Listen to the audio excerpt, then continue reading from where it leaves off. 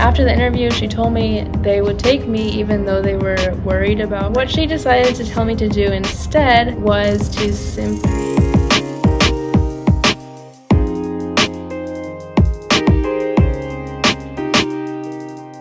Hi guys, my name is Kara if you don't know me. I am from Pennsylvania, but I am currently living in the Dominican Republic. Today we're going to be finishing up what I started last week, talking about why I did not end up going to South Korea. If you missed part 1 of this video, I'll be sure to link it in the description below, so go ahead and check that out before you watch today's video. So as I mentioned last time, I was planning on going to South Korea for at least the first year or two of my time teaching abroad. From what I had heard, I could save a decent amount of money there, and that would allow me to live in a Latin American country, which is where I wanted to go to be able to practice my Spanish and learn more about the culture. But as I discussed last time, I had very low expectations. I was taught to have low expectations of Latin American countries when it comes to the salary and other benefits they would provide. I also heard that it would be difficult to find jobs unless I first moved to the country, which was a little bit out of my comfort zone as a first-time expat. So I really wanted to have a place where I could find a job before making the decision to move. So I planned to first go to work, teach in South Korea in order to be able to pursue my dream of teaching in a Latin American country. As I mentioned in my 3-part series of teaching English abroad, how to find jobs, where to look for jobs, I used Dave's ESL Cafe to look for jobs abroad. It was there that I found a job placement agency that provided services for schools in South Korea. Now, I don't want this to reflect badly on Dave's ESL Cafe. Obviously, it was just one of the people using the site. This company seemed like it was sort of a one-woman show, and she contacted me about several positions that she had available at different schools. So this woman explained to me that I needed to start the visa process right away. One of the first things to do was to get my background check. So I got that started. She was very helpful and sent me links about how to get it expedited, and I did that. I got my fingerprints, I sent it all off, and I got it within a couple of weeks. So that was very useful, not only for a Korean job or for the visa, but also it was helpful to present to my Honduran job and my other future employers. Eventually, it came up that I needed my university degree to apply for the visa. I had to explain to her, I'm in my last college summer course, so they're not going to be able to make my degree and ship it within the next month. That's a little bit unreasonable. And I think I ended up getting it in November, which would have been way too late, because these schools were looking for someone within the next month, but I was trying to see if there was some way we could push it off, if there were other schools that had a more flexible timeline. What she decided to tell me to do instead was to simply not tell the full truth to the schools I was interviewing with. So knowing what she knew about my visa process, how I hadn't started it because I didn't have my degree, and that was one of the requirements, she still scheduled me for interviews.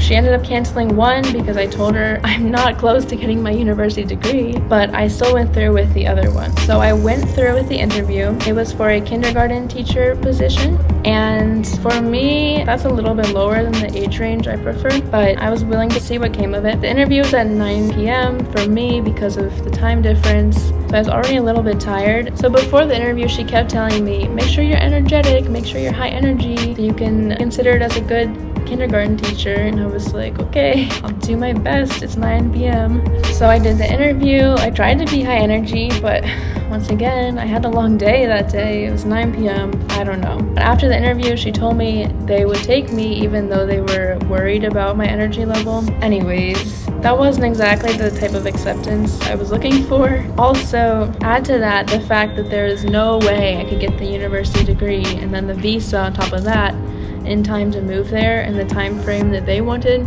So ultimately, with the pending job offer that I had in the works from the school in Honduras, I chose to go there instead. It didn't involve any lying about the visa. It didn't even involve a visa. So it worked with my quick timeline, which was finishing my last summer college course and then moving abroad to start for the school year, so that August. Additionally, an extra plus that really helped push me towards going to Honduras and choosing that over some sketchy South Korean school situation, not having the visa but still trying to go, was that this school in Honduras did offer some of the things that I was taught only to expect from South Korea, not at all from Latin America. They had a good salary, they reimbursed my flight, they had housing provided, so this really exceeded my expectations, not to mention the whole expectation about, oh, you have to move there first and then search for jobs on the ground, which that's great, works for some people, but as a first-time expat, once again, I did not want to do that. So yes, for me, the obvious choice was the Honduran school. And obviously, once again, it made so much more sense for me to move to Honduras or any other Latin American country just because I had so much more experience with Spanish compared to the zero experience I had with Korean. No offense to Korean language or anything, obviously. I just hadn't learned it, so it didn't make sense for me to move there. So I was excited to move there. I was excited to put my Spanish to the test, have at least some idea of what people are saying. And overall, while I'm sure I could have had an excellent experience in South Korea, it didn't work out with my timeline. And the best part is, as I mentioned, I did not have to give up those benefits that I thought I could only find in South Korea. Honduras was a clear choice. Not only was it providing the benefits I thought I could only find in Korea, but it was also a lot closer to home to make it easier to travel back and forth during the holidays, and I knew the language. That concludes part 2 of my story of why I did not end up going to South Korea. Even though it was my dream, I found out that sometimes your dreams can come true in the place where you least expect it. I hope you guys enjoyed this video, and I really hope you learned something. Thank you so much for watching, and I'll see you next time. Bye!